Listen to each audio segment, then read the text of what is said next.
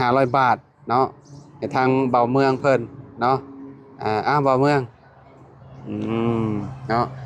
อ่าน่าสิใช้เป็นอยู่เนาะเอาไปแลโดยกเอาเด้อโดย500 บาทก็สิได้อยู่300,000น้อยๆนี่แหละโดเนาะย340โดยอยู่ในมณีมาร์ทใกล้ๆนี่เซโปเอ้ยในบ้านดงนี่โดยพี่น้องเอ้ยเนาะเอามีแต่ฝากบ่าวเมืองเนาะขอบใจหรือว่าขอบคุณ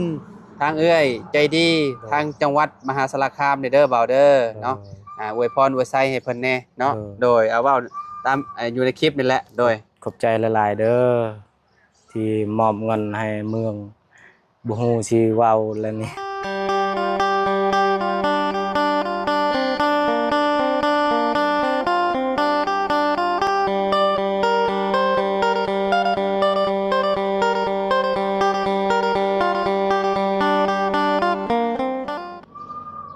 กราบสบายดี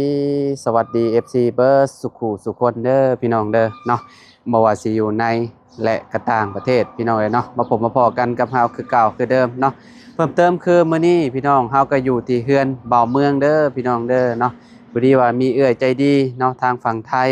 เพิ่นฝากเงินมาให้ทางลูกบ่าวเมืองพี่น้องเอ้ยเนาะให้บ่าวเมืองเพิ่นไปซื้อนมซื้อหยังให้ลูกเพิ่นนั่นแหละเนาะพอดีว่าเอื้อยเพิ่นได้เบิ่งคลิปเนาะแล้วเพิ่นก็อยากให้เงินเนาะทางน้องจักซื้อจังได้แหละลูกบ่าวเมืองก็ได้พี่น้องเอ้ยเนาะเฮาก็ลืมซื้อลูกเพิ่นแหละเนาะก่อนอื่นก็ต้องขอขอบคุณทางเอื้อยเพิ่นหลายๆเด้อเนาะที่ฝากเงินมาให้ทางลูกบ่าวเมืองเนาะจำนวนเงิน500 บาทพี่น้องเอ้ยเนาะเฮาก็ไปกดมาเป็นที่เรียบร้อยแล้วมื้อนี้ก็สิมอบให้ทางเพิ่นเนาะจะได้ก็ขอบคุณเอื้อยหลายๆเนาะก็ขอให้เอื้อยอยู่ดีมีแรงความเจ็บบ่ให้ได้ความไข้บ่ให้มีเด้อปรารถนาสิ่งใดก็ขอให้ได้สิ่งนั้นเนาะปีใหม่นี้ใกล้สิฮอดแล้วก็ขอให้เนาะมีแต่สิ่งดีๆเข้ามาเด้อเด้อให้เพิ่นมา500 บาทก็ขอให้กลับคืนไปหาเจ้าเป็นหมื่นเป็นแสนเป็นล้านๆเท่าพุ่นเด้อเด้อเนาะแล้วก็พ่อแม่พี่น้อง FC ทุกๆคนเนาะขอบคุณหลายๆที่มารับชมคลิปเนาะพี่น้องเนาะเอาบัดนี้เดี๋ยวเข้าไปหาทางบ่าวเมืองเพิ่นกับลูกเพิ่นเด้อพี่น้องเด้อเนาะโดยมาพี่น้องเอ้ยเนาะนี่เอาสบายดีเด้อบ่าวเด้อเนาะสบายดี FC เท่านึงเนาะ ขอบใจทั้งน้องคนละลายเนาะมันเป็นมือกล้องให้พี่น้องเอ้ยอ่าอ่าเป็นอะไรได้กินนมใหม่เนาะขออนุญาตเด้อบ่าวเด้อเนาะเบิดจะกล้องเลยหมด2กล่องเบิด2 กล้องแล้วโดยโอ้ก็กินเก่งเติบอยู่ได้เนาะอืพี่น้องเอ้ยเนาะก็ไข่อยู่เนาะยังมีนมให้เพิ่นกินเนาะบ่าวเมืองเนาะโดยอืมมื้อนี้เจ้ามาแต่ไสมื้อนี้มาแต่ชวนมาแต่สวนโดยจะปลูกผักบ่ มาแต่ชวนมันต้นอ๋อส่วนมันต้นไผ่น่ะบ่มันต้นพออืไปก้นบ่หรือแนวใดไปอันนั้นตัดมันตัดลำมันนี่บ่โดยอ๋อโดยพี่น้อยเนาะเดี๋ยวสิไปใหม่อีกบ่นี่หรือว่าจังใดไปไหมไปรับจ้างอีกอืไปมมันต้นเขาอยู่บ้านนี่เขารับจ้างอ่าสิสิไปสิไปขึ้นมันเพิ่นอีกบ่บัดนี้โดยอ๋อโดยพี่น้อยเนาะไปซำนี้เนี่ยเพิ่นให้เท่าใดน่ะเพิ่นให้100,000100,000เลยบ่โดยอ๋อโดยพี่น้อยเนาะ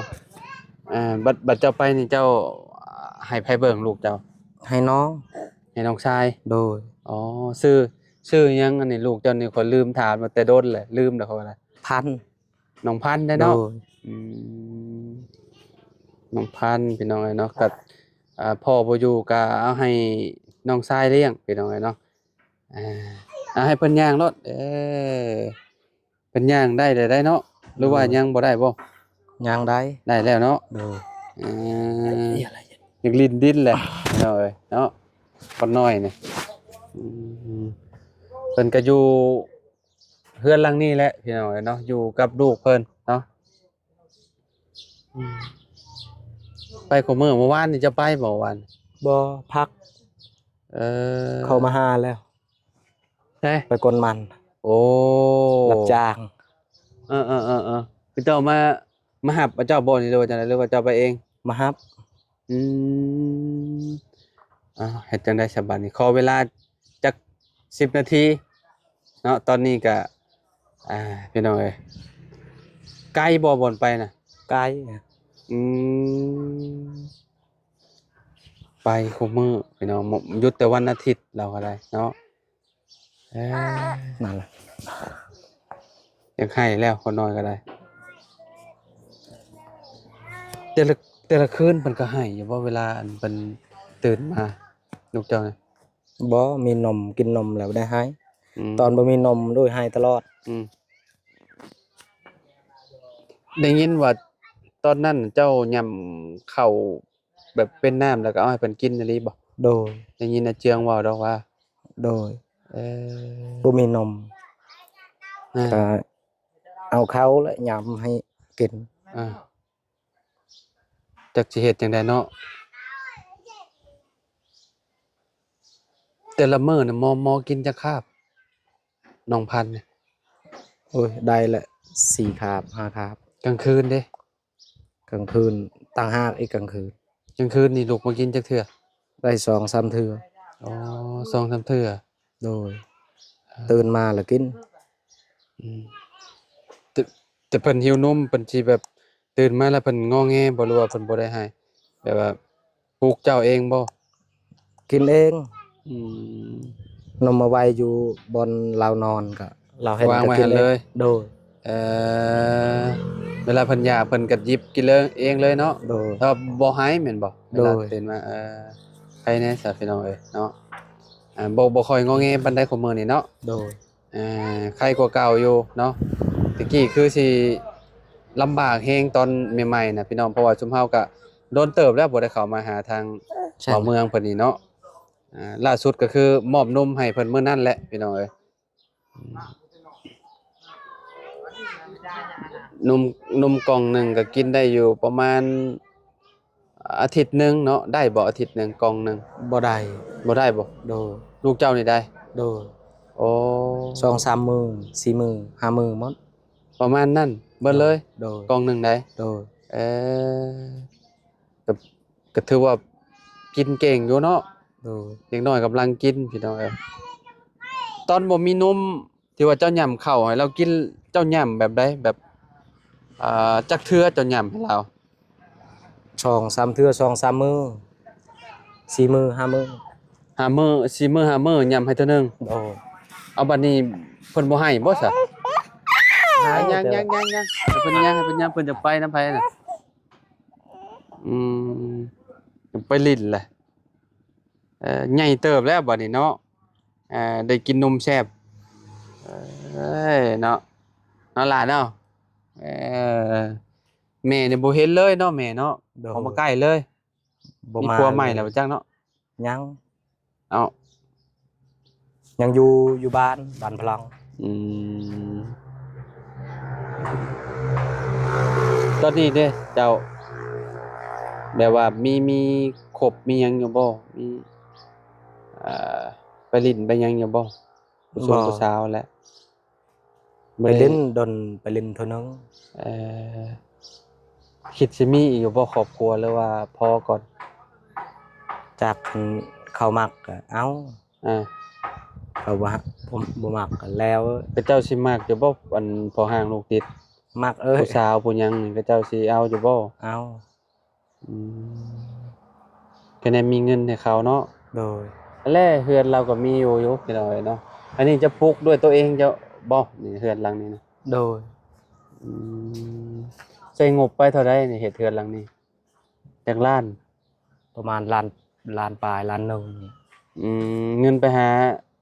รับจ้างนี่บ่หโดรือว่าย จังไดล้านปลายโอ้ก็ถือว่า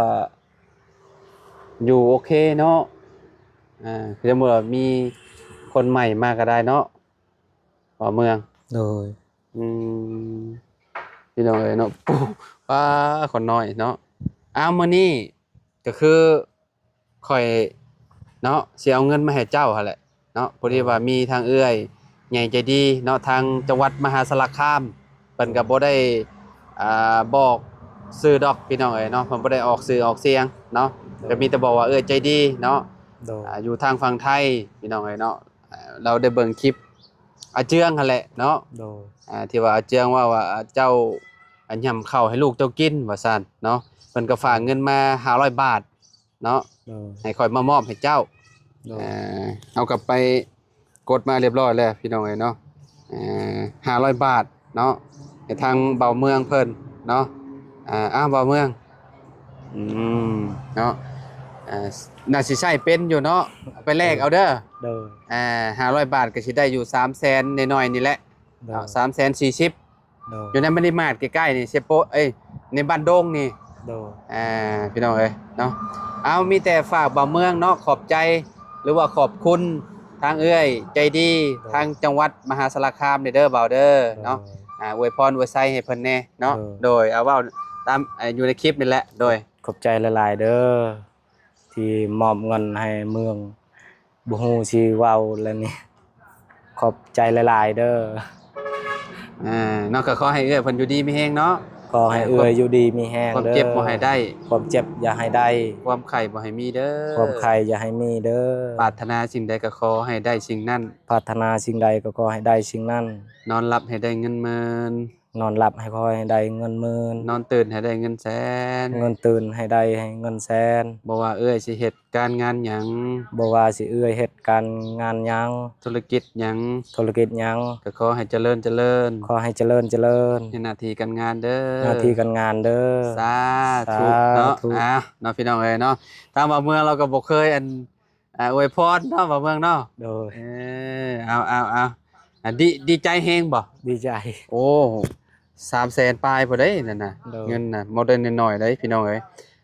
ขายแฮงเจ้านี่3มื้อจะไปขึ้นมันเนาะ โดย พี่น้องเอ้ยเนาะก็ถือว่าเป็นความโชคดีเนาะเจ้าก็ซื้อนมให้ลูกเจ้าหั่นแหละเด้อ โดย เพราะว่าจุดประสงค์ของเราก็คือเราฝากมาก็อยากให้ลูกเจ้าได้กินนมหั่นแหละเนาะ โดย ตัวนี้เบิดเจ้าก็ซื้อมาเพิ่มหรือว่าไปซื้อมาเพิ่มก็ได้เนาะ โดย ช่วงเฮามีเงินอยู่หั่นนะ โดย เดี๋ยวเงินเบิดจักหน่อยสิบ่ได้นมให้ลูกหั่นนะเนาะ โดย บัดนี้ก็สิให้บ่าวเมืองเพิ่นไปเฮ็ดเวียกเฮ็ดงานแล้วซะพี่น้องเอ้ยเนาะเพิ่นสิไปขึ้นมันว่าซั่นเนาะ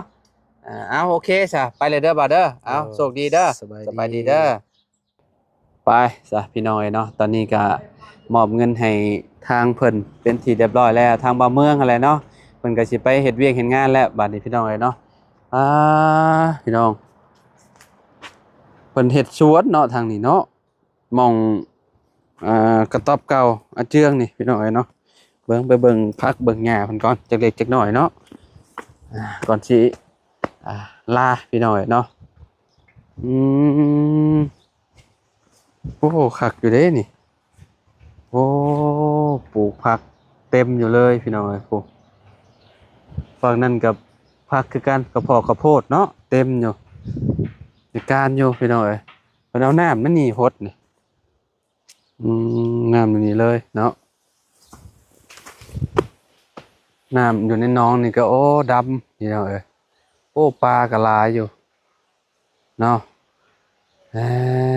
ในการเนาะเฮ็ดหยังกันน่ะสาวเก็บผักสวนจะบ่อนน่ะโอ้พี่น้องเอ้ย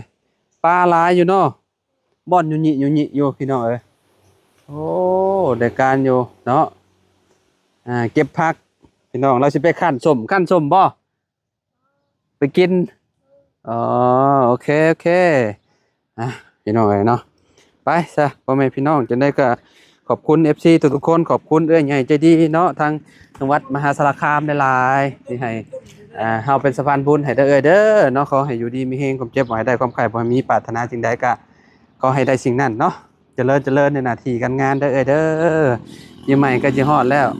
ขอให้ทุกคนเนาะมีแต่ความสุขความสบายใจพี่น้องเอ้ยไปแล้วพบกันใหม่สบายดี